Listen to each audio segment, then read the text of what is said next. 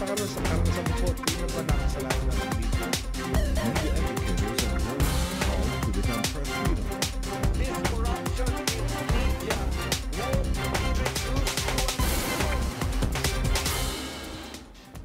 Good evening. You're watching News Cafe on the Solar News Channel. Joining us today are the editors-in-chief of the top university's official student publications, a fourth-year student of film, minoring in philosophy at the Ateneo de Manila University, Apa Agbayani for the Guidon, and also with us a graduating student of the De La Salle University taking up a BS degree in Applied Corporate Management, John Stephen Batalla for the La Sallian.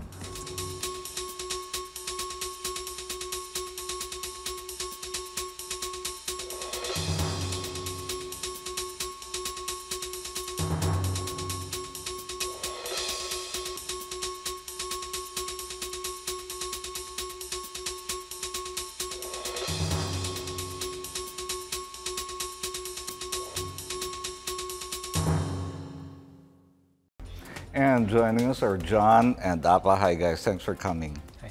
What's a campus paper like today? Well, what's interesting about campus journalism nowadays is the entry of social media. And that's not just true for campus journalism, but for journalism in general. And social media allows us to bring out our stories faster and allows our readers to respond very quickly. Yeah, it makes our assessment of whether or not a reader actually participates and whatever impact we might have on how they think, how they perceive things. Campus media, that broader facet of campus publication, is what makes the playing field for campus journalists very much different as compared to, say, 10 years ago when editorial boards didn't have any idea as to whether or not they actually made an impact, and they would make assumptions as to whether or not students were apathetic or if they even actually mattered. Today we can measure it very easily thanks to social media. Has it changed the way you write? I think so, yes. In what way? It makes, well, we have to be more careful as regards fact checking because because of like Twitter and Facebook, everybody becomes a fact checker and everybody will point out the flaws in your writing. So I think journalists nowadays are a little more careful. Yeah, in terms of subject? I'd say that we're allowed to be more events-based in our online outlets because since we can put it out right away, it doesn't become stale. John, do people read the paper? I'd like to think that people actually read the paper. We have yeah, but do you know if they read the paper? We can measure. How? Well, of course, when you walk around campus, you see people reading the paper. People actually notice the differences between what we release online and what we release on print. And they let us know. They send letters, emails, and we're thankful that our print version still maintains its value despite the onset of online media. We try to make sure that we add value to whatever we release on print, that whatever is online isn't necessarily available for print, so people know what to look forward to. What's the role of a campus paper? Well, I'd like to think that the role of a campus paper is to impart information in a balanced manner using research. It offers students the chance to bring out an important perspective that might not be communicated in a university's official newsletter or say by the student government. It strives for independence where it should be independent. Let's get back to that. Yes. Paper. What's a paper? Well, it tells the stories that matter to students, and because we're not beholden to anyone, as an alternative media outlet, we're allowed to be independent, and we're allowed to we're allowed to tell those stories. You're not beholden to the school. No. We're beholden to the students, we're beholden to the university. We try to write what we think the students and the rest of the university should know. We try to present an angle, we try to present fact, but we are in no way, we're not constricted by our school's administration. Did you ever get in trouble with the school? No. Because of what you write? No, never. Why not? We're just... What's the most controversial story you did, John? Usually when you start to bring up issues regarding how administration manages things. For us, the student body is also very much involved in as you say, controversy in the paper, because we have a very active student government. There's a lot of politics. And when we release opinions on how political parties in our school deal with certain issues, it becomes very noisy. A year ago, there was this issue among campus publications. What issue? Are we talking about we're the editorial of the Varsitarian about the 160 ethnic professors who signed the statement for the RH bill? All right. It brought a lot of attention to campus publications during that time, because even if we were not the direct stakeholders involved in that issue, we were expected to come up with a statement. There was pressure from the public for campus publications to let themselves be heard on that particular national issue. Did you? Yes, both our publications released a statement. What did you say? What was your stand? We said that while we do respect their opinion, we felt that the editorial presented their opinion disrespectfully, and we find that there are ways to present your opinion in a way that doesn't completely lambast the other side. Who does the editorial and who does the news in your paper? In our paper, the editorial board is responsible for coming up with the editorial. That doesn't mean that we don't participate in the news writing. We also participate in the coverage of stories, but more or less we just take on a leadership role. We guide our writers so that they're the ones who are able to feed the information. How about for Ateneo? It goes the same way. The editorial board handles the editorials, and news is usually done by our writers, our staff writers. How many reporters do you have, writers? More or less, all the writing sections combined, we have around 40 writing staff. Okay. How about maybe for around Ateneo? 60. Dami, yeah. How do you deal with subjects about religion, for example? Well, we've written about how the university handles religion in terms of its theology class, in terms of religious freedom, and we try to approach it in as much an objective manner as possible. We stick to facts. We try to avoid opinions about that. Okay. What do you think about media nowadays, in general? I feel that we're breaking the dichotomy between media producers and media consumers, such that media consumers are now able to have an equal opportunity to tell their stories. So blogs can get as much circulation as, let's say, a news article. And because of that break, I think news publications and journalists have been crowdsourcing more. Like, so you can really get a feel of your readership, and you can start a conversation.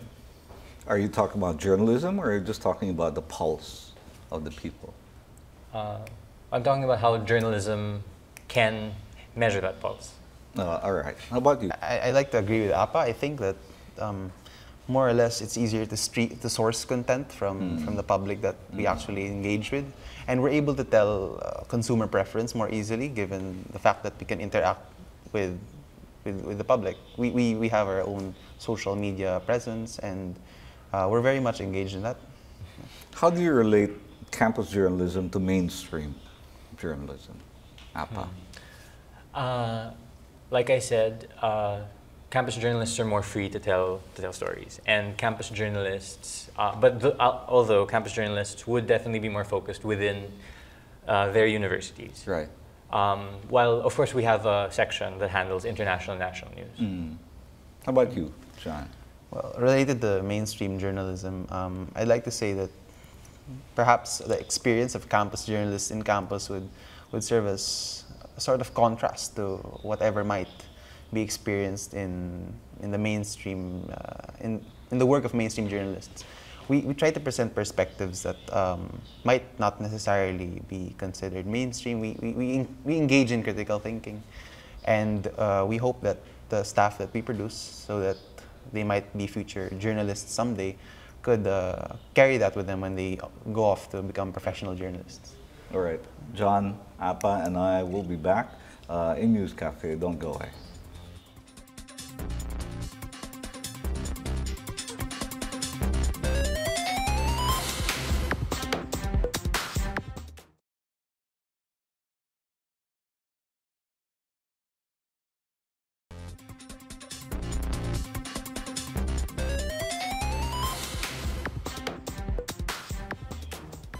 Guys, what can you say about mainstream media, newspapers, for example?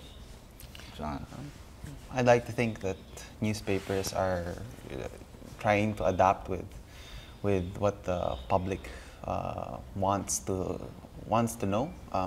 They're taking these extra steps that we're trying to emulate in our own campus publication. They're expanding into other forms of media, and we think that it's a welcome response, given that a lot of publications, international, might have already shifted completely to online platforms, right? Yes, I do agree. That was a very important point of discussion for us in the guide on. After Newsweek went online entirely, we thought, okay, is this ever going to happen for the guide on or for campus publications in the Philippines? Yeah. And will it? Right now, no. We feel that, given our position, given the fact that we have the funding, that we don't need we don't need advertisers, we don't need that sort of thing. We don't need to go out of print yet, and print appeals to our audience. So because you can pick it up around campus, so we see the importance of both our media, both print and online. What do you think about TV? TV is always going to be there, and much like publications, print publications, it's also trying to find ways to adapt online. It's more accessible readily to everybody. But the Philippines is still predominantly reliant on TV for information. Right? You like TV news? Yes. Why? So I don't know. It presents the news visually. You get to see everything.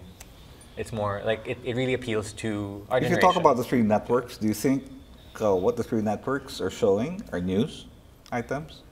Yes. Legitimate news items? Yes. Yeah. For the most part. It puts you on the For the same most pages. part? It puts you on the same page as everybody else. Of course, you'd have to do your own research if you want to verify facts that have been said, but more or less, people would absorb immediately what they hear on TV. Yes. Do you think TV news is too sensational? Occasionally, yes. Especially when there are accidents, when there are dead bodies found, like they tend to interview the man on the street who is entirely like in that moment he is so rattled by the event, and it makes the event seem so scary. Yeah, like more than it becomes more than it is. Should TV change the way it does news? Personally, how do you feel about it? I would remove a lot of the filler stories. A lot of them feel like fillers to me. I don't have any formal education in journalism, but the way I see it, there seems You are to a be, journalist. Well, yes, by experience, but not. I haven't taken any formal classes on journalism. You don't have to. Although I think, sir, that there needs to be better filtering of stories. There are stories that seem to be more pressing and should be imparted to the public. There needs to be a better, it needs to be more conscious for news agencies and media providers that the public should be informed and is shaped by what news they're given or what news is presented to them. Is your generation interested in news? Yeah? I think they are, but not in. Our generation seems to be very much interested in getting information and in learning, but not in the Current ways. events? Actually, current events, as they are made accessible by social media, it's really changed the equation for our generation, because millennials are very active on the internet. They're on Tumblr, they're on Pinterest, they're out for photos, and whatever they see online, it's what shapes their conversation with their friends. It's a concern for our generation, but not in the way that it might have been for previous generations who read the newspaper, who listen to radio, watch TV. Right. It's not tri-media anymore that catches the attention of our generation. Do you find yourself trying to push some stories more than others? We try for that. Definitely, we want to release the stories which we feel would be very relevant, and if our readership might not be so informed about certain issues, we take extra steps so that they might be informed based on what we as an editorial board feel matters. There are stories that are difficult, yes, to digest for readers who might not be acquainted with contexts, but we try to provide that and make it easier for them to understand that this matters for me as a student, this matters for me as a member of this community. What do you think about the FOI bill? I feel that it's very important that it's passed because it will make LGUs more accountable and allow media organizations to get the information right away. John? It makes governance more participatory, and I'd like to think that our Filipinos today are very much involved in their own brand of governance. That they want to participate in how they're governed. They want to let public officials know that they too are concerned stakeholders, and that how public officials use their resources, the processes that they undergo. These need to be made known to all, and I agree very much that it should be a priority agenda for the 16th Congress. How do you feel about the last election? It was very interesting for me. I found that there was an important conversation had among people online, for example, that that the voting was not reflective of who they thought should be elected. So circles online were pushing for certain candidates and were actually bashing other candidates, for example, Nancy Binay. And when that was not reflected in the results, there were all these accusations that, oh, voters are stupid, that's the problem. But we saw how online circles are so closed, and how talking about it online does not change the situation, does not change voter education, for example. John? I have similar sentiments on how discussion online seems to have shaped more or less public opinion. How everyone could see the reaction of these opinion leaders who we might find on Facebook.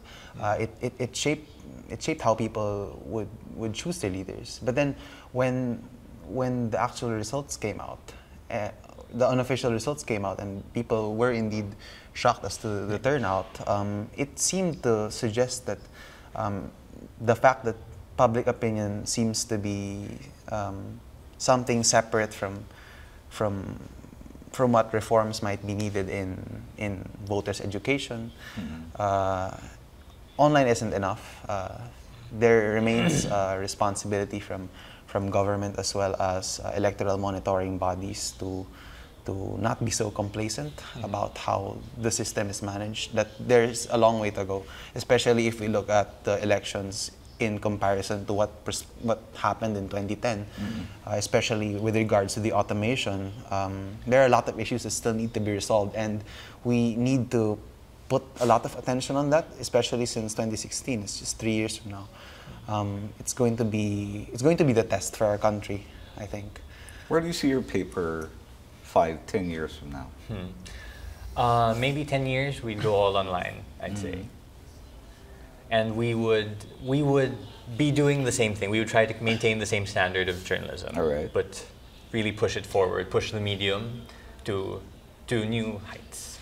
How about you, John? Where's your paper in 5 years? Yeah, I think that more or less whatever direction we might take, what's going to be constant is that we try to retain our perspective of presenting issue-oriented articles that make our readers use their own critical thinking, that allows them to form their own judgments and their own opinions about the issues that are presented, regardless of whether or not it might be online or whether we still have print, or whether I don't know, perhaps we could expand to other media like TV or radio.